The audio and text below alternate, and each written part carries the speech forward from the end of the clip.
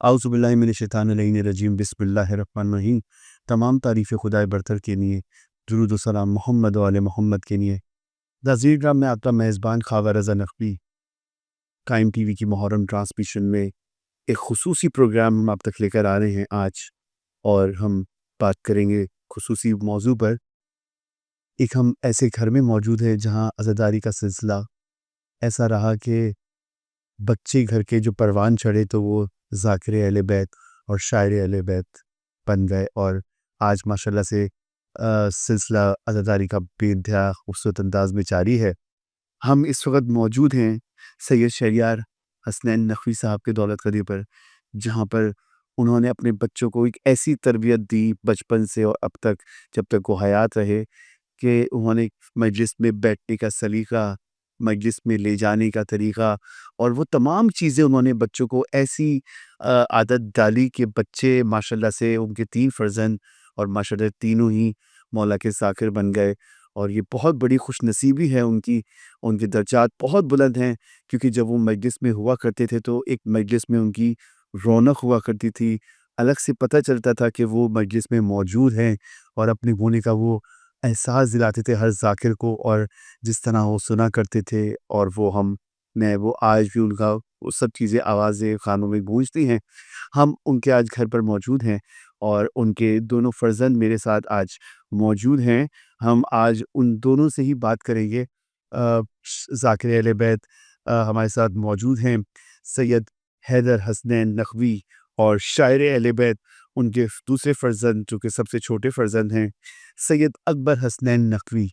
یہ دونوں فرزند ان کے ہمارے ساتھ موجود ہیں، اور آئیے ہم اپنا آج کے اس پروگرام کا آغاز کرتے ہیں، باقاعدہ ان سے گفتگو کا سلسلہ شروع کرتے ہیں۔ حضور السلام علیکم۔ آپ کا بہت شکریہ کہ آپ مسلسل مجالس میں بھی مصروف ہیں، پڑھ رہے ہیں، جگہ جگہ مجالس کا سلسلہ ہے، اور آپ نے آج ہمارے اس خصوصی پروگرام کے لیے وقت دیا، اور ایک بہترین عنوان کے ساتھ ہم آپ تک یہ پروگرام لے کر آئیے۔ تو حضور آپ کا بہت شکریہ۔ وعلیکم السلام فاضل انتر صاحب، اور میں آپ کا اپنی طرف سے اور اپنے خاندان کی طرف سے بہت شکر گزار ہوں کہ آپ نے اپنا قیمتی وقت ہمارے طریق خانے پر آ کر ہمارے لیے یہ حادثہ ثروت اور باعث عزت ہمیں عطا کی، اور آپ کے چینل کا بھی میں بہت شکر گزار ہوں، خیال ٹی وی کا۔ مولا آپ کی توفیقات میں اضافہ فرمائے۔ آپ سلامت رہیے، اور یہ آپ کا گھرانہ جو کہ ایک عزاداری کو لیے چل رہا ہے، اور ہمارے ساتھ ان کے دوسرے فرزند جو کہ اکبر حسنین نقوی۔ السلام علیکم۔ آپ کا بہت شکریہ کہ آپ آج ہمارے ساتھ موجود ہیں۔ آپ دونوں بھائی ماشاءاللہ سے مولا کی عزاداری میں خدمت کر رہے ہیں، ایک آپ اشعار لکھ رہے ہیں تو دوسری طرف وہ ذاکر اہل بیت ہیں، تو کیا کہیں گے اس بارے میں؟ سب سے پہلے تو میں آپ کا تہہ دل سے شکر گزار ہوں، اور اپنے خاندان کی طرف سے بھی مولا آپ کو سلامت رکھے کہ آپ نے یہی کہوں گا سب سے پہلے کہ آپ نے مجھے تعلیم کو اور کم سے کم مولا آپ سلام کار سے آپ نے، اور کہ میں بھی اس فلم نسج کا حصہ بن سکوں۔ بالکل، آپ دونوں کا بہت شکریہ۔ اچھا، میں جاننا چاہوں گا حیدر، آج ہمارے جو ماشاءاللہ سے آج کا جو ہمارا عنوان ہے، اہمیت کتب الحدیث اور عزاداری۔ میں اس ٹاپک پر جو کہ ہمارے آج کی جو ضرورت ہے ناظرین، اس وقت بہت ضرورت ہے عزاداری میں، اور جو ایک سلسلہ ہے ہمارے یہاں موبائل کا، فیس بک کا، یہ ایک میڈیا کی وار ہے، اور اس میں بہت کچھ چینج ہوتا جا رہا ہے۔ الیکٹرانک میڈیا اس وقت گھر گھر میں موبائل، بچوں کے ہاتھ میں، چھوٹے بچے کے ہاتھ میں موبائل موجود ہے، تو اب کتابوں کا سلسلہ جو پڑھنے کا جو رجحان ہے وہ کم ہوتا جا رہا ہے۔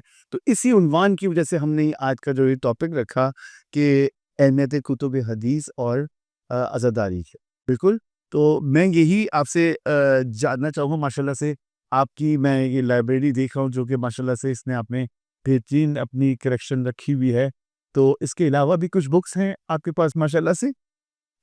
تو یہ سلسلہ نجف اور ایران کا سلسلہ ہے، یا اب وہیں سے ہم خریدتے ہیں، اور ہمارے دوسرے گھر میں دیگر کتب موجود ہیں، فارسی میں، عربی میں، اور مولا کی طرف سے بھی ہدیہ ہمیں 10 وغیرہ بکس میں تھی، سیدھی سی صورت سبحان اللہ، دب ایدریس نجف میں موجود ہے۔ مومن کا روضہ ہے وہ۔ جی، اچھا، میں آپ سے سوال آغاز کرتا ہوں کہ کتب بینی کیوں ضروری ہے، اس پہ تھوڑا سا روشنی۔ اس پر آشوب دور میں جہاں پر ہر انسان جو ہے نفس نفسی کا شکار ہے، اور والدین کے پاس وقت نہیں ہے اپنی بچوں کی تربیت جو دی کہ وہ کہاں اپنا وقت صرف کر رہا جی، کیونکہ آج ہم دیکھتے ہیں کہ ہر بچے کے ہاتھ میں یہ موبائل آ گیا ہے، بے شک اب وہ کس طرح سے استعمال کر رہا ہے، اس کا جو وہ مصرف ہو رہا ہے وہ کس صورت میں ہو رہا ہے، یہ ماں باپ کو یا جو بڑے ہیں یا جو خیال رکھنے والے ہیں گارجین ہیں ان کو خبر نہیں۔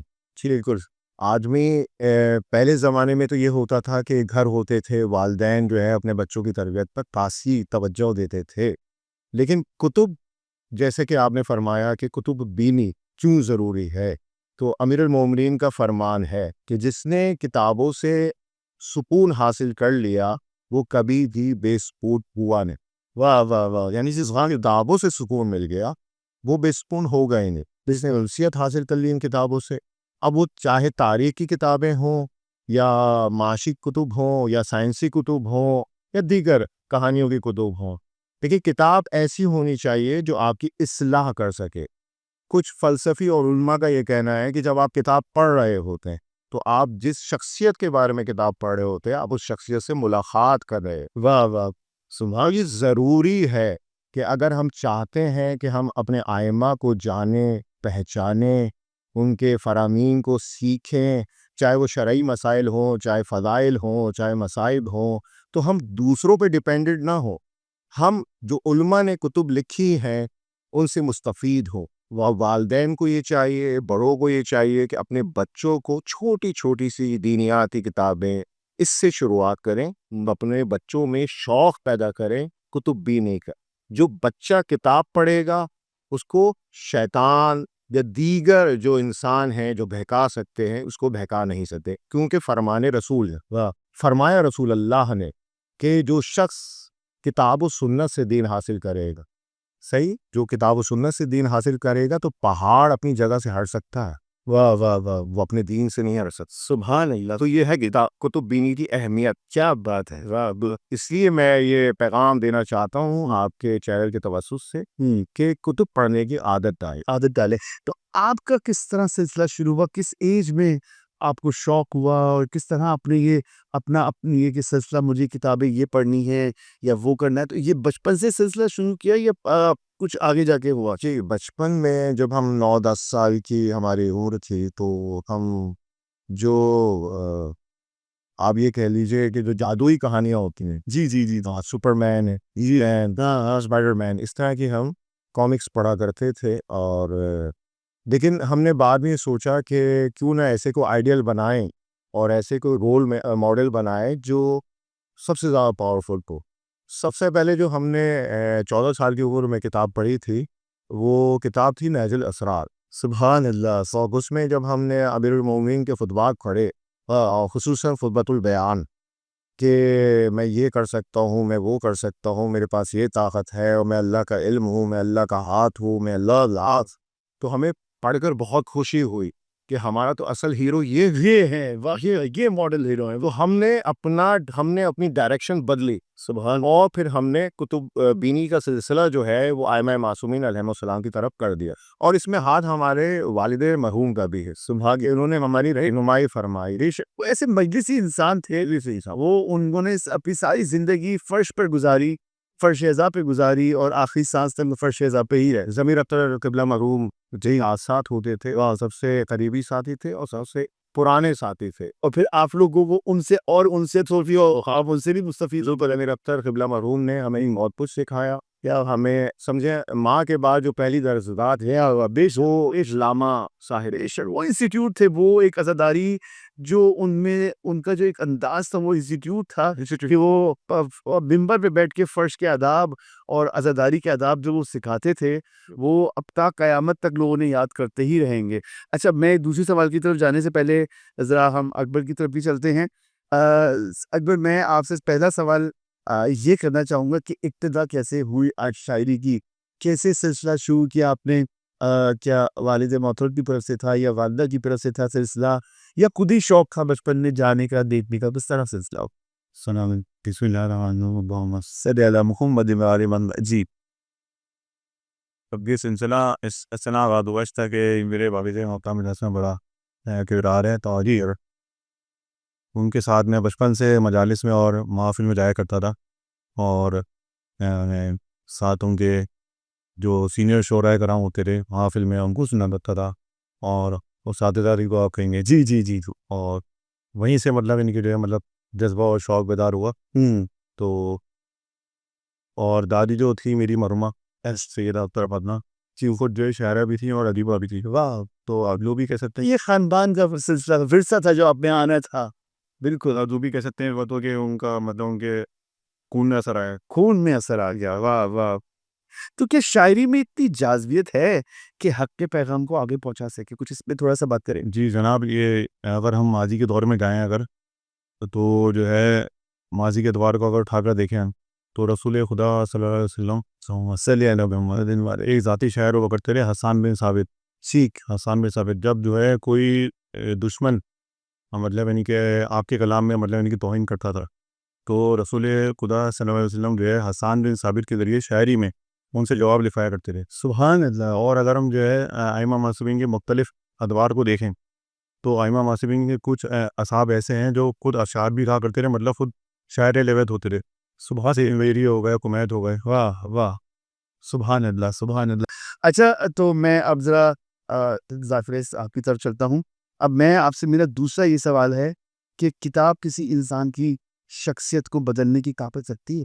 جی ایسا ہے، کیونکہ رسول اللہ صلی اللہ علیہ وآلہ وسلم نے فرمایا کہ میں تمہارے درمیان دو چیزیں چھوڑے جا رہا، خطر چیز ایک کتاب خدا جی اور عطرت، جی غیری عطرت سے بھان۔ کتاب خدا میں یہ طاقت ہے کہ اگر اس کو پڑھا جائے، اس کی قراءت کی جائے اور اس کو سمجھا جائے، کس کے ذریعے؟ ائمہ معصومین علیہ السلام کی تفاسیر کے ذریعے، کیونکہ وہ قرآن ناطق ہے، اور یہ قرآن ناطق بے شک، تو قرآن ناطق جو ہے وہ قرآن صامت کو سمجھائے گا۔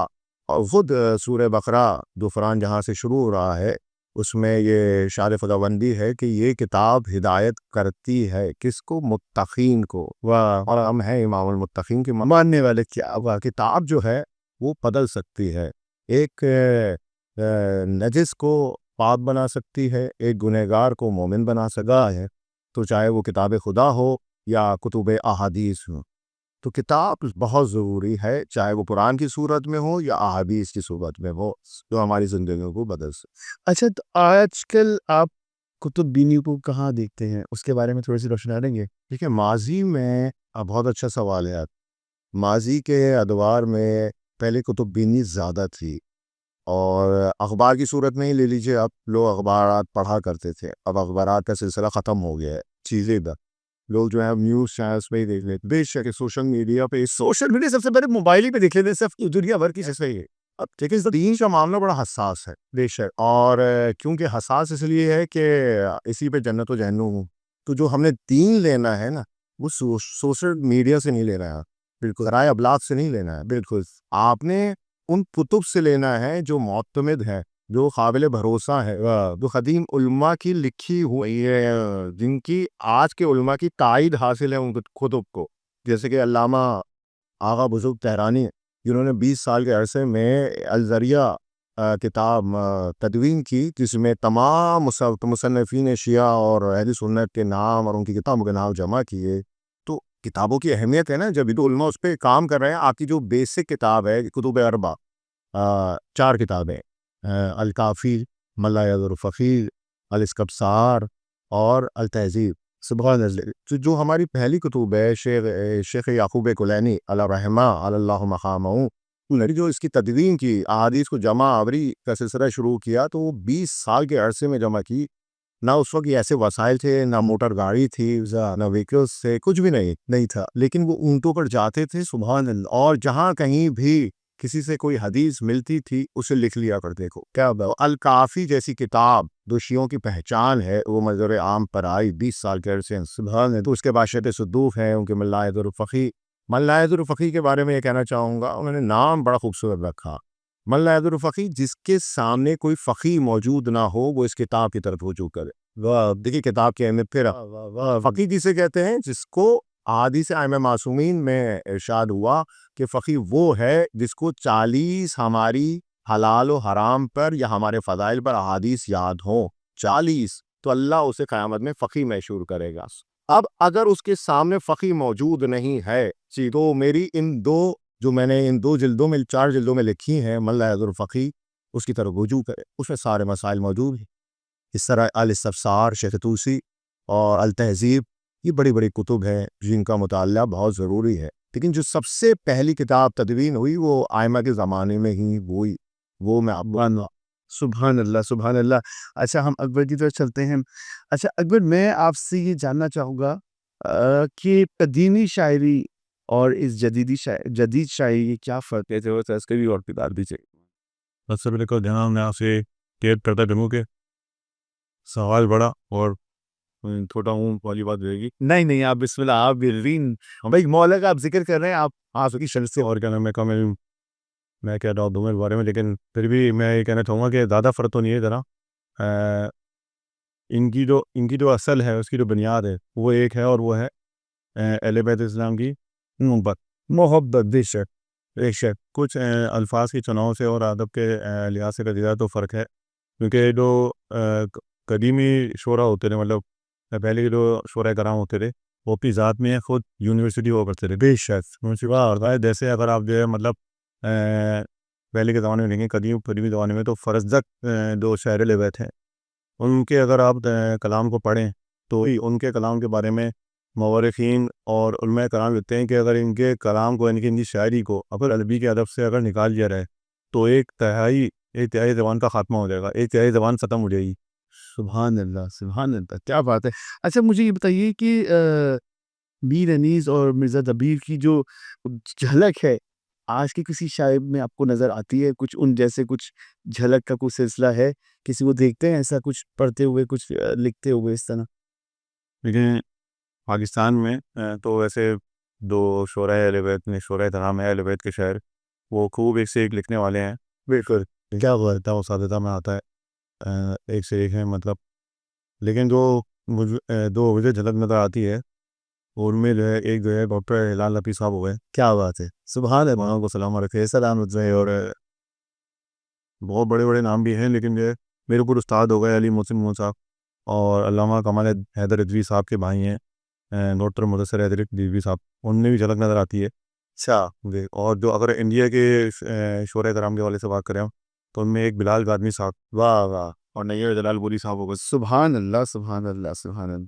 تو بہترین آپ نے ان شاعروں کے نام لیے جو بڑی خدمات انجام دے رہے ہیں، اور میں تھوڑا ذاکر صاحب کی طرف چلتا ہوں کہ حضور، میں آپ سے یہ سوال کرنا چاہتا ہوں کہ کیا اہل بیت اسلام کے اصحاب نے بھی کتب لی یا کچھ احادیث لکھی، کچھ انہوں نے ایسا کام کیا؟ جب آپ تاریخ پڑھیں گے جی تو آپ کو یہ اندازہ ہوگا کہ امیر المومنین جی کے دور سے لکھ کتب کی تدوین کا سلسلہ شروع ہو گیا، اور شیعت پر جو سب سے پہلی کتاب لکھی گئی اس کتاب کا نام ہے سلیم بن فیصلت، اور سلیم جو ہیں وہ امیر المومنین کے صحابی تھے۔ سب سے پہلی کتاب ہے جو شیعت کے اوپر لکھی گئی، اور جب یہ کتاب امام علی بن الحسین سید سجاد علیہ السلام کے خانہ پیش کی گئی تو امام نے یہ فرمایا کہ ہماری صحیح احادیث ہیں، کہ جب یہی کتاب امام ششم یعنی امام جعفر صادق علیہ السلام کے سامنے پیش کی گئی تو امام نے اس کو پڑھ کر فرمایا کہ آپ کا ہمارے عرشیہ کے گھر میں ہونا بہت ضروری ہے، جس دیا کے گھر میں یہ کتاب نہیں وہ ہمارے راز کے بارے میں کچھ نہیں دا۔ پھر آپ یہ دیکھیے کتاب کی اہمیت ائمہ کس طرح سے بار بار بتا رہے ہیں، اور دیگر امام رضا علیہ السلام کا ارشاد مبارک ہے ایک کتاب المحاسن میں جو تقریباً کئی سو سال پرانی ہے، اس میں امام فرماتے ہیں کہ ہماری احادیث اپنے بچوں کو یاد کرو، کیا بدا کروا دو کہ اس سے پہلے جو اغیار ہیں جن کو گمراہ نہ کر دیں۔ تو پھر احادیث کی سورس کیا ہوگی کہ ہم سنی سنائی باتوں پر عمل کریں گے، کہ فلاں نے یہ حدیث سنائی، فلاں نے یہ حدیث سنائی، کہ اس کی اوتھینٹسٹی کیا ہے، یعنی اس کی آپ یہ کہیے کہ قابل اعتماد کس طرح سے کہلائے گی وہ، تو اس کا جو ذریعہ ہے وہ کتاب ہے۔ کتاب سے ہی احادیث آپ کو حاصل ہوں گی، آیتیں آپ کو کہاں سے حاصل ہوگی؟ قرآن سے۔ احادیث کہاں سے حاصل ہوں گی؟ کتاب سے۔ تو کتاب بہترین ذریعہ ہے، اور کتاب بہترین دوست ہے، اور دوست سے ملاقات کا بہترین ذریعہ، آئمہ سے ملاقات کا بہترین ذریعہ ہے۔ واہ واہ سبحان اللہ۔ اچھا حضور، میں آپ سے سوال کرنا چاہوں گا کہ تہذیب عزاداری اور ائمہ علیہ السلام کی ادوار میں عزاداری اور آج کی عزاداری میں کیا فرق ہے؟ کیسا ہم دیکھ رہے ہیں عزاداری اس جدید دور میں، جبکہ انٹرنیٹ کا دور ہے مسلسل اور بہت کچھ ہے، بگاڑ پیدا ہو رہا ہے عزاداری میں، تو آپ کیا کہیں گے آج کی عزاداری میں اور اس وقت کی عزاداری میں کیسا اس کو دیکھتے ہیں؟ بہت اچھا سوال ہے نا آپ کا، اور اس پہ تجزیہ کرنا میں یہ سمجھتا ہوں کہ ضروری نہیں ہے کہ مشکل ہے، کیونکہ یہ نازک مرحلہ ہے، نازک منزل ہے، اور ایک ماں اور ایک بیٹے کا معاملہ ہے۔ آیت اللہ مرشی سے تعالیٰ رحمہ، جو ایران کے مجتہد تھے، اس سے پوچھا گیا، جیسے کہ تنجیح کے ماتن کے حوالی سے سوال ہوا کہ یہ جائز ہے یا ناجائز ہے، تو آیت اللہ مرشی میں جواب دیا کہ مادر حسین دا، یعنی امام حسین کی والدہ جان ہے، میرا کوئی اختیار نہیں ہے، لیکن جہاں تک کہ کچھ جیسے کہ ایک مثل مشہور ہے، با ادب بے ادب بے مراد گھرانہ ایسا ہے کہ جن کا ادب نہیں کیا، زمانے نے ادب نہیں کیا، بے شو اب شیعہ ادب نہیں کریں گے تو پھر کون کرے گا؟ ان کے ماننے والے ادب نہیں کریں گے تو کون کرے گا؟ ہم ادب کریں گے تو دوسرے سیکھیں گے کہ کس طرح سے ہمیں اس گھرانے کا ادب کرنا ہے۔ اور جیسے کہ آپ نے یہ سوال پوچھا کہ ماضی میں ائمہ کے ادوار میں کس طرح سے عزاداری ہوتی تھی اور آپ کس طرح سے عزاداری کو دیکھ رہے ہیں، تو بنی ہاشم کا یہ طور طریقہ تھا کہ جب محرم کا چاند طلوع ہوتا تھا تو ان کے گھر سے تمام جتنے بھی گھر تھے محلے بنی ہاشم گری کے حوالے بلا پتہ چل جاتا ہے چاند ہو گیا۔ اور خود امام رضا علیہ الصلوۃ والسلام کا ارشاد گرامی ہے، فرماتے ہیں کہ پہلی محرم کو جب میرے بابا چاند دیکھتے تھے تو پورے 10 دن انہیں کوئی تبسم کرتے ہوئے نہیں دیکھتا تھا۔ ہوتا ہے ہنسنا، تو معصوم کے لیے ہنسنا تو معیوب سمجھا جاتا ہے، اور امام ہنستے بھی نہیں، مسکراتے بھی نہیں تھے، تبسم بھی نہیں کرتے تھے 10 دن۔ تو ہمیں یہ وہاں سے سبق لینا چاہیے، نیا لباس نہیں پہننا چاہیے۔ اب دیگر جو قدیم علماء ہیں ان کے بارے میں نے کتابوں میں پڑھا کہ جو ہم کالا لباس پہنتے ہیں یہ نیا نہیں سلواتے، وہ اپنے گھر والوں کو یہ وصیت کرتے تھے کہ یہ ہمارے ساتھ ہماری قبروں میں جائے، جو ہم غم امام حسین میں کالا لباس پہن رہے ہیں، اور اپنے تکیوں کے نیچے رکھتے تھے جب وہ سوتے تھے تاکہ اس سے تپک حاصل کریں۔ یہ فضیلت، ایک ایک چیز کی فضیلت ہے اور ادب ہے۔ اس رومال کی جو جس سے آپ آنسو پوچھ رہے ہیں اس کا بھی ادب ہے۔ اس جس سے لوگ اپنے ساتھ کہتے ہیں خبر میں رکھ دینا، جی ایسا ہی ہے۔ بہت سے لوگ ذریعوں میں پہنچوا دیتے ہیں، مولانا حسین کی زری میں ڈال کر آ جاؤ، مجھے بھی ایسا ہوتا ہے، لوگ کہتے ہیں جب کربلا جائیں تو زری میں ڈال، ادب و احترام، ادب و احترام پہ ایک شاعر اللہ ہے۔ اگر میں یہ کہوں یہ اللہ، جن چیزوں کو دیکھ کر اللہ یاد آ جائے، معصوم یاد آ جائے، یہ شاعر اللہ ہے ساری چیز۔ عزاداری تو ہے ہی شاعر اللہ، اس میں تو میں آپ کو اس بات سے دلیل لوں کہ فقہ کا ایک معاملہ ہے کہ یہ جو آپ قربانی کا جانور خریدتے ہیں اس کا بڑا احترام ہے، یہ بھی شاعر اللہ میں داخل ہے۔ بے شک اس کی جو کیل ہے، وہ جو رسی ہے جس سے اس کو باندھا جاتا ہے، اس کا بھی احترام ہے۔ فقہ میں حکم ہے کہ اس کو جلاؤ نہیں، اس رسی کو اور اس کیل کو جس سے اس کو باندھا گیا ہے، اتنا احترام ہے۔ تو جو فقر ابراہیم ہے ان کے تبرکات کا پھر کتنا احترام ہوگا کہ بالکل جو ان سے منسوب ہو جائے، چاہے وہ جھولا ہو، زلزلہ ہو، تابوت ہو، علم ہو، تو احترام بہت ضروری ہے۔ اور خود امام ششم کا یہ فرمان ہے کہ دیکھو عاشور کے دن، خصوصاً عاشور کے دن تم سے یہ ظاہر ہونا چاہیے کہ تمہارا کچھ لٹا ہے، تمہارا کچھ کھویا ہے، تو تم آستینوں کو اپنی کوہنیوں تک چڑھا لو، گریبان کھول لو، تمہاری صورت کو دیکھ کر دوسرے لوگ یہ سمجھیں کہ اس کا کچھ کھو گیا ہے یا کوئی مر گیا ہے۔ لیکن آج جو میں یہ دیکھتا ہوں، شاید ہو سکتا ہے میں غلط ہوں، جو نوجوان نسل ہے اس تک یہ تعلیمات پہنچی نہیں۔ تو یہ ممبر سے ہونی چاہیے، ممبر سے اب میسج دینے کا وقت آ گیا ہے۔ پرانی عزاداری، جیسے آپ اتنی خوبصورت باتیں ہمارے ناظرین کے لیے بتا رہے ہیں، ائمہ کے دور کی عزاداری اور یہ سب چیزیں تو اب ممبر سے پڑھنی چاہیے۔ جبکہ میڈیا کا دور ہے، موبائل کا دور ہے، تو یہ میسیجز آگے کیسے کرنے ہوں گے جب یہ چیزیں ہمارے ذاکرین ممبر سے نہیں پڑھیں گے؟ جب دوسری خرافات جو اس مہینے میں، جو کہ پہلی محرم سے 10 محرم کا جو یہ عشرہ ہے، اس میں ائمہ کی تعلیمات کا جب ذکر نہیں ہوگا تو پھر تو یہ بدلاؤ آئے گا. جی کیا کہتے ہیں اس بارے میں؟ ہر فرد کا قصور ہے اور ہر فرد کی ذمہ داری بھی ہے، میں یہ سمجھتا ہوں. اور اللہ مرحوم علامہ ضمیر اختر قبلہ علی اللہ مقامہ کی درجات بلند کرے، انہوں نے بہت عزاداری کی اہمیت پر بہت خطابات کیے اور ہمیں سکھایا، اور بہت ہم نے سیدھا عوام کو بھی سکھایا کہ اس شرح سے عزاداری کرنی چاہیے. اور شاہ علاب عزاداری ہے جو میں آج آپ کے سامنے یہ سب کچھ بول رہا ہوں. کتابوں کا تو ایک الگ رول ہے، لیکن ڈاکٹر علامہ ضمیر اختر کا بہت بڑا ہاتھ ہے، کیوں انہوں نے ہمیں باپ کی طرح ہمیں سکھایا کہ عزاداری کے آداب کیا ہیں، کس طرح سے بیٹھنا ہے، کس طرح سے اٹھنا ہے، کیسے رونا ہے. کس طرح سے انہوں نے ایک مجلس میں یہ معصوم کے بھی فرامین ہے کہ ٹھنڈا پانی نہ پیو، لیکن جب ٹھنڈا پانی پیو تو میری پیاس کو یاد کرے. ان سے عاشور کے دن آپ جی اس میں یاد کیا ہے مولانا بالکل ہے میرے شیو، جب ٹھنڈا پانی پینا تو میری پیاس کو یاد کرنا، جب کسی غریب یا کسی شہید کو دیکھنا تو سب سے پہلے مجھ پر رونا، میری غربت کو یاد کرنا، میری شہادت کو یاد کرنا.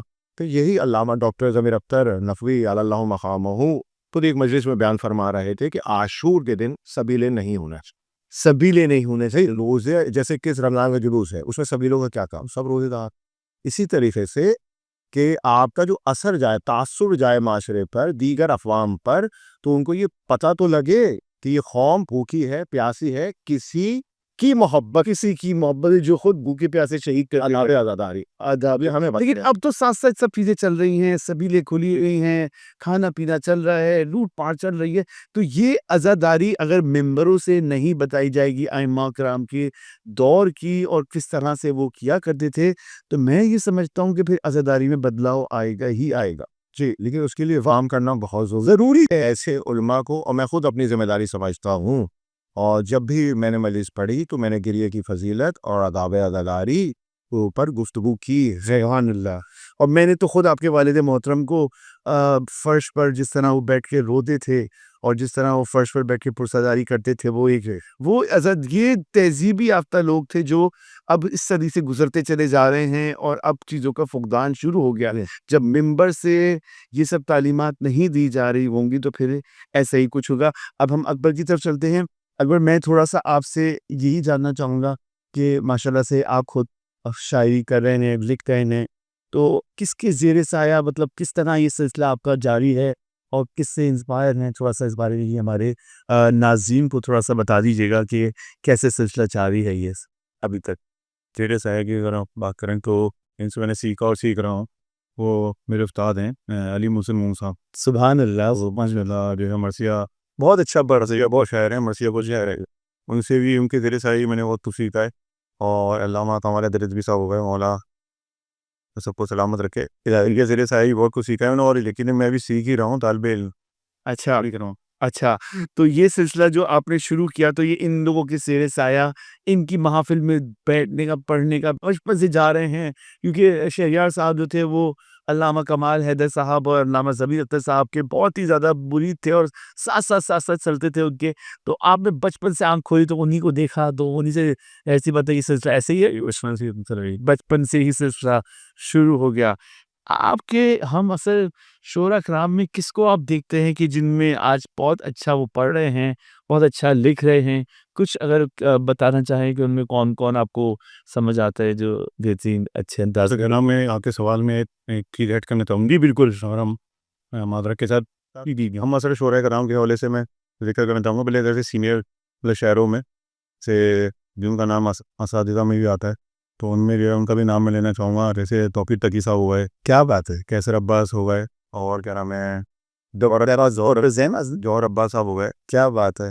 اور اگر آپ ہم اثر شعراء کرام بات کریں گے تو مطلب بہت بہترین لکھنے والے ہیں. جیسے زین جعفری صاحب ہو گئے، کیا ڈاکٹر زین ادمی صاحب ہو گئے. کیا بات. اور ایک اور بھی ہیں میرے دو احباب میں شامل ہیں، میں سے عدنان رضا صاحب ہو گئے. اور خود ہے کہ ارسانہ آدمی صاحب، مرحوم ڈاکٹر ریحان ابن صاحب، اسم و فراق یہ سب سے چھوٹے ان سے فرزند، کیا بات ہے. جو کہ خود یعنی کہ مرثیہ کو شاعر بھی ہیں. وہ تو ایک گھرانہ شاعر کا اور اتنی کمال کے شاعر. ماشاء اللہ. میں ناظرین میں یہ سمجھتا ہوں یہ شاعری اور یہ خطابت اور یہ بی بی کی عطا کردہ یہ وہ کمالات ہیں جو ماشاءاللہ سے یہ آپ لوگوں کو آپ کے فیملی کی طرف سے عطا ہوئے، کہ جنہوں نے اپنی زندگی ساری فرش ازاں اور آخری سانس تک آپ کے والد نے جس طرح ماشاءاللہ فرش ازاں پہ گزاری اور آخری لمحے تک وہ مولا کا ذکر کرتے ہوئے اس دنیا سے چلے گئے، تو یہ آپ لوگ کے لیے بلیسنگ ہے کہ شاعری بھی کہتے ہیں کہ وہ اترتی ہے، مطلب یہ ایک عام بندہ لکھ نہیں سکتا ایک لفظ، اور وہ کہتے ہیں کہ پیپر پہ اگر یہ قلم جب تک وہ لکھی رہے گی وہ آپ کا ثواب میں کہتے ہیں نا کچھ اس طرح کی ہوئی ہے۔ میں آپ کو اگر یاد ہے تو میں ایک بات کی سماعت بھی نظر بالکل میں چاہوں گا اس واقعے کو جو نقل کیا ہے اور سامعین بھی سنیں بغور، علامہ مرزا نوری حسین تبریز سے میں اپنی کتاب دار السلام کہ ایک راہزن تھا اور داپو جسے ہم اردو حرف عام میں کہتے ہیں داپو، اور وہ کربلا اور کوفہ کی راہ میں بیٹھ گئے تاکہ ظاہران ایمان حسین وہ لوس اور اسی دوران اسے نیند آ گئی، نیند کا غلبہ طاری ہو گیا، وہ سو گیا۔ اب وہ خواب میں کیا دیکھتا ہے، مرزا نوری حسین تبریزی اس کو نقل کر رہے ہیں اور بہت بڑا نام ہے، میرے اپنے مدفن ہے ولی محمود روزن ہے، سبحان اللہ، مؤلف خان جو اس کتاب کے مؤلف ہیں، میری کتب بتانے میں موجود ہے میری کتاب، اور وہ یہ لکھتے ہیں رقم دراز ہیں کہ وہ سو گیا تو دیکھتا ہے کہ اس کو جہنم کے فرشتے جہنم کی طرف لے کے جا رہے ہیں، تو وہ چلا رہا ہے، گریہ ازاری کر رہا ہے، تو اتنے میں پیچھے سے آواز آئی، صدا گرج دار آواز آئی کہ اٹھ جاؤ، اس کو جہنم میں نہ ڈال۔ تو فرشتوں نے مڑ کر دیکھا اور باادب اپنے سر کو جھکایا اور کہا مولا یہ جہنمی ہے، آپ کے غیروں کو لوٹ رہا تھا۔ کہا نہیں، اس کو جہنم کی آگ نہیں جلا سکتی، توجہ رکھیے کہ وقت جہنم کی آگ نہیں جلا سکتی۔ تو ان فرشتوں نے باادب ہو کے پوچھا مولا کیوں؟ جاننے کے لیے، ہمیں بتانے کے لیے سوال ہو رہا ہے کیوں؟ اس کے جسم پر زائران امام حسین کے قدموں کی گونج سے واہ واہ واہ واہ سبحان اللہ، چین پر کیسے جلا اللہ؟ تو جب اس کی آنکھ کھلی تو وہ ہڑبڑا کے وہ اور روزہ امیر المومنین میں پہنچا، اور دیگر روایتوں میں روزہ امام حسین سید الشہداء کو پہنچا اور اسے توبہ گریہ ازاری کی، کہا مولا مجھے معاف کر دی کہ آپ نے مجھے ہدایت دی، اور برجستہ اس نے شعر گایا امام حسین کی شان میں۔ اسی وقت امام حسین علیہ السلام نے زری کے اوپر سے اس کے اوپر ایک پردہ فلت عطا کی، اس کی جسم پہ گری۔ وہاں پر موجود ایک شاعر جو پرانے شیعہ شاعر تھے، ان کا نام تھا ابن حماد، انہوں نے جب یہ دیکھا تو اس سے پوچھا اے بھائی تم کون ہو؟ اما تم کون ہو؟ تمہیں آج میں نے دیکھا اور تم نے فی البدی شعر گا اور امام حسین نے تمہیں فلک عطا کر دی۔ ہاں تو پرسوں سے کہہ رہے ہیں شاعری امام حسین کی جہیدیں پڑھ رہے ہیں، ہمیں تو کچھ نہ عطا ہوا۔ اب دیکھ رہے ہیں کہ ہے دو شاعر موجود ہیں، ایک ابھی تازہ شاعر آنا ہے، کلئی کہتے ہیں ایسا شخص جس نے دنیا سے قطع تعلق کر لیا، جو ان کا تخلص بن گیا کلئی، اور وہیں کربلا میں سکونت پذیر ہو گئے۔ اب ابن حماد اور وہ بیان کرتے ہیں کہ میں جب گھر چلا گیا تو میں نے خواب میں دیکھا امیر المومنین کو دیکھا، اور امیر المومنین نے مجھ سے پوچھا کیوں ناراض تھے اگر اس کے اوپر ہم نے خلق ٹھیک تھی؟ دیکھو وہ ابھی تازہ مومن ہوا، ہمارا محب ہوا، تم ہمارے اپنے ہو، اچھا تمہاری خوشنودی کے لیے اور تمہاری حوصلہ افزائی کے لیے ہم یہ کر دیتے ہیں کہ چل تم ایک تازہ کلام لکھ کر لاؤ اور میری زری میں میری صندوق میں ڈال دے۔ سبحان اللہ، انہوں نے تازہ کلام کہا اور صندوق امیر المومنین میں ڈال دیا، یعنی اس زری میں ڈال دیا، تعویذ خبریں امیر المومنین میں ڈال دیا۔ تو اب امام نے جو ان کو عطا کیا وہ سننے کے لائق ہے۔ جیسے انہوں نے شعر پڑھا، جو عربی میں شعر ہے اس کا ترجمہ میں کیے دیتا ہوں کہ امیر المومنین نے علی نے عمر بن عبدود کو خندق میں کاٹا، زری سے آواز آئی میں نے کاٹا میں نے کاٹا میں نے سبحان اللہ۔ شاعروں کی الگ تعظیم ہے، اور آئمہ نے بہت عزت فرمائی ہے کہ بڑے شعراء ہیں کو میں فرستہ ہمیری جن کی آئمہ خود فرمائش کرتے تھے کہ آجمل سیاہ گویا کہ اکیلا ہو، اور نیچے بیٹھ کے سنتے تھے، اوپر بیٹھتے تو اوپر بٹھا دیتے۔ اچھا آخر میں بس آپ سے کچھ سوال دو رہ گئے میرے، جو میں آپ سے چاہوں گا کہ عزاداری کے لوازمات کیسے ہونے چاہیے، جی اس پر تھوڑا سی روشنی ڈالیے۔ دیکھیے عزاداری کے لوازمات سادی ہونی چاہیے۔ لوازمات سے مراد جو ہے لوازمات سے مراد سارے کھانے پینے کی اشیاء سے، اور آپ کے برتن، آپ کا لباس، آپ کا فرش، آپ کا اونا بچھونا، یہ سب سادہ ہونا چاہیے۔ ہم نے اپنی نانی پردادیوں کو دیکھا کہ جب ایام ادا آتے تھے، جیسے کہ وہ اگر پان تناول کرتی تھی وہ پان کھانا چھوڑ دیتی تھی، اس سے منہ لال ہو جائے، یا تخت پہ سوتی تھیں تو تخت کو الٹا پلٹا کر نہیں پہ سو ہمارا یہ تاثر جانا چاہیے زمانے پہ کہ ہمارے گھر کا یہ غم ہے، ہمارے گھر کا یہ سوکھ ہو کہ پوزیشن سادات کو اس بات کا خیال رکھنا چاہیے. سبحان اللہ سبحان اللہ. اور آخری میں میری جو آپ سے لاسٹ میرا کوشچن ہے وہ یہ ہے کہ سوز خوانی اور کتابت کی کیا تاریخ ہے. تھوڑا سا ہمارے ناظرین کو، کیونکہ آپ نے بہت خوبصورت انداز میں عزاداری پر بھی روشنی ڈالی. اب آخر کی جو یہ سوال ہے کہ یہ سلسلہ کب سے شروع ہوا. دیکھیے کتنا فرق. جہاں تک سوزخانی کا تعلق ہے تو سوزخانی تو آئمہ کی مرغوب وہ رہی ہے کہ وہ سننا چاہتے کہ سمورائے قرار سے، جس میں کمیت وغیرہ جن کا میں نے ابھی نام لیا، فرزدق، کمیت، اسماعیل ہمیری، دیول قزئی، امام رضا کے شاہ سبحان. ہم نے اس کے ذریعے تحفہ بھی دیا. جب دیول نے اشعار پڑھے امام رضا تک پہنچے وہ قصیدہ کہتے ہوئے، تو امام نے اپنی چادر مبارک، رضا مبارک تحفے میں دی. واہ. اور جب وہ لے کے چلے ہیں، لوگوں کو پتہ چلا کہ امام رضا کی چادر ہے، دوش کی چادر ہے، تو وہ لوٹ لی انہیں تبرکن. لوگ کے پاس ایک قطر رہ گئی، اس قطر وہ اپنی بیٹی دختر کی آنکھوں پہ لگائے جو نابینا تھی، وہ بینا ہو گئی.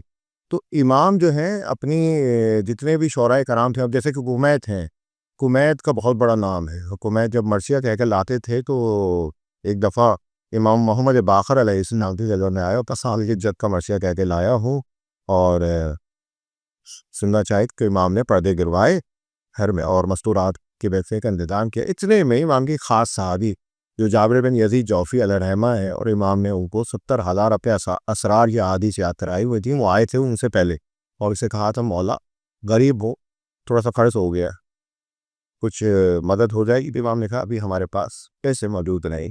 اتنے میں کمیت آ گیا تھا، آپ کے جد کا مرثیہ کہہ کے لایا. شاعری اور ذاکر امام حسین کی منزلت دیکھی ہے. کہا کہو کمیت.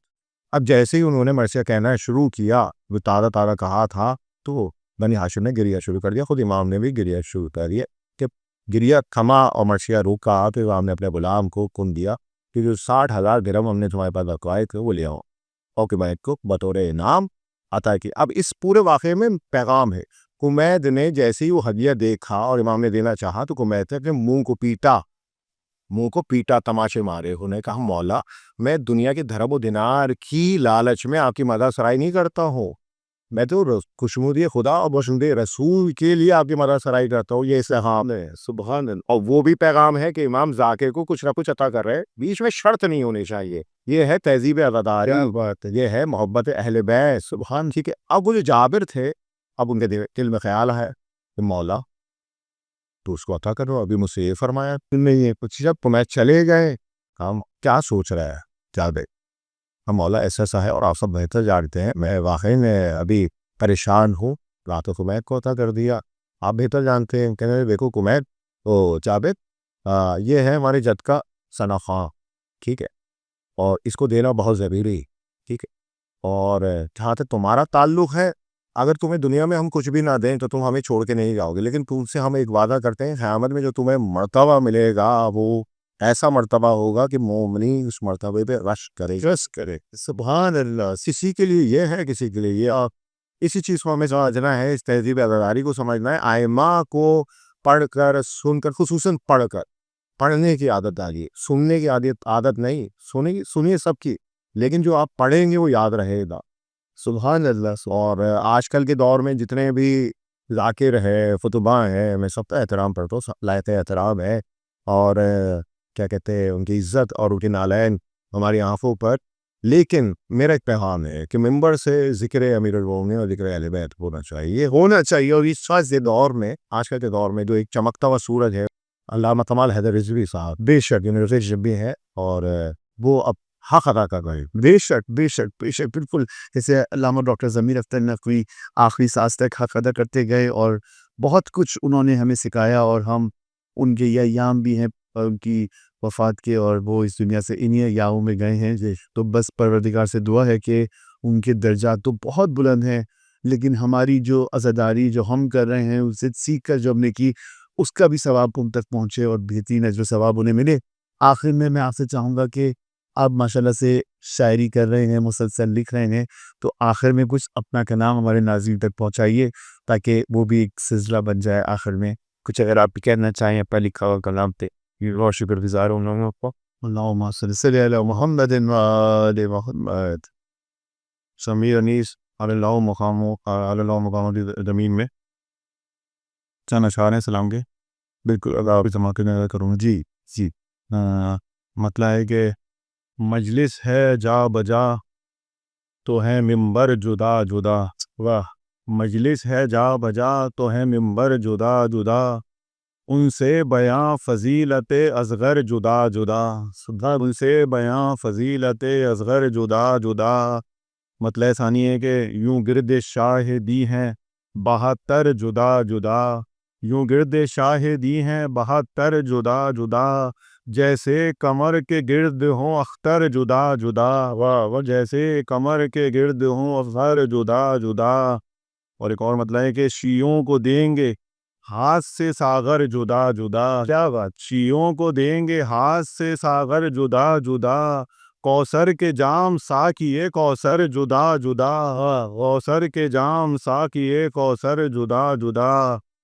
شعر کے مداحہ ایک ہے سر مجلس مگر یہ دیکھ، مداحہ ایک ہے سر مجلس مگر یہ دیکھ، لکھ کر سلام لائے سخنور جدا جدا، لکھ کر سلام لائے سخنور جدا جدا. رضاروں کے حوالے سے شعر کے اہل عزا فقط نہیں مجلس کے فرش پر، اہل عزا فقط نہیں مجلس کے فرش پر، بیٹھے ہوئے ہیں سارے پیمبر جدا جدا جدا. کیا بیٹھے ہوئے ہیں سارے پیمبر جدا جدا. بولے نہیں یہ قاسم و اکبر کو دیکھ کر ہے، بولے نہیں یہ قاسم و اکبر کو دیکھ کر، دونوں ہیں اپنی ذات میں لشکر جدا جدا. واہ واہ واہ. آخری دو تین شعریں کے رومال فاطمہ کی یہ وسعت تو دیکھیے، رومال فاطمہ کی یہ وسعت تو دیکھیے، ان میں ہے اشک غم کے سمندر جدا جدا. سبحان اللہ. ان میں ہے اشک غم کے سمندر جدا جدا. کرتے تھے حملے ایسے علی ذوالفقار سے، واہ. کرتے تھے حملے ایسے علی ذوالفقار سے، جس میں عدو تھے کٹے برابر جدا جدا، جس میں عدو تھے کٹے برابر جدا جدا. شہ نے جو کھینچی تیرے علی تو زمین پر، کٹ کر بدن سے لاکھوں گرے سر جدا جدا. کٹ کر بدن سے لاکھوں گرے سر جدا جدا. اور رضا خانے کے حوالے سے شعر کے مہمان ہیں سبھی کے عزا خانوں میں حسین، مہمان ہیں سبھی کے عزا خانوں میں حسین، اہل عزا کے جب کے ہیں سب گھر جدا جدا. اور مصائب شعر کے بکھرے ہیں اقربا کے یوں لاشے زمین پر، بکھرے ہیں اقربا کے یوں لاشے زمین پر، بکھرے ہوئے ہوں جیسے گلے تر جدا جدا. بکھرے ہوئے ہوں جیسے گلے تر جدا. سبحان اللہ سبحان اللہ. آپ کا بہت شکر گزار ہوں آپ دونوں حضرات کا کہ آپ دونوں نے آج کے اس پروگرام میں میرا ساتھ دیا، اور خصوصی آپ نے وقت نکالا، اور یہ ماشاءاللہ سے آپ دونوں کی جو تربیت آپ کے والد محترم نے کی، اور ہم نے انہیں فرش رضا پر ہمیشہ جیسا پایا وہ آپ دونوں کی صورت میں ہمارے ناظرین دیکھ رہے ہیں کہ ایک طرف ذاکر اہل بیت تو دوسری طرف شاعر اہل بیت، اور تیسرے بھائی نوحہ خان. تو یہ ایک گھر میں پوری عزاداری جو لے کر وہ دے کر چلے گئے ہماری آنے والی جنریشن کو. یہ ان کی مولا حسین سے جو محبت تھی، جو انہوں نے ساری زندگی دی، تو مولا نے ان کو آپ کی صورت میں لوٹا دی کہ یہ اب آپ ان کی ساری زندگی جو بھی آپ لکھیں گے، جو بھی آپ پڑھیں گے، تو ان کا ثواب ان تک پہنچتا رہے گا، بہترین اجر و ثواب کے وہ مالک ہوں گے. تو آپ دونوں کا بہت شکریہ کہ ان خاص ایاموں میں آپ لوگوں نے ٹائم نکالا، اور اتنا بہترین جو آج کا یہ میسیج ریکارڈ ہوا ہماری عزاداری کے حوالے سے اور شاعری کے حوالے سے. تو میں سمجھتا ہوں کہ ناظرین کہ یہ ایک منفرد انداز کا پروگرام تھا جو ہم نے فرسٹ ٹائم کیا دونوں حضرات کے ساتھ بیٹھ کر. ہم انشاءاللہ پھر ایک بار اسی طرح کی ایک نشست رکھیں گے دونوں حضرات کے ساتھ. آپ دیکھ رہے قائم ٹی وی. میں ہوں خواجہ رضا نقوی. اجازت دیجیے. خدا حافظ. قائم کے دم سے آج بھی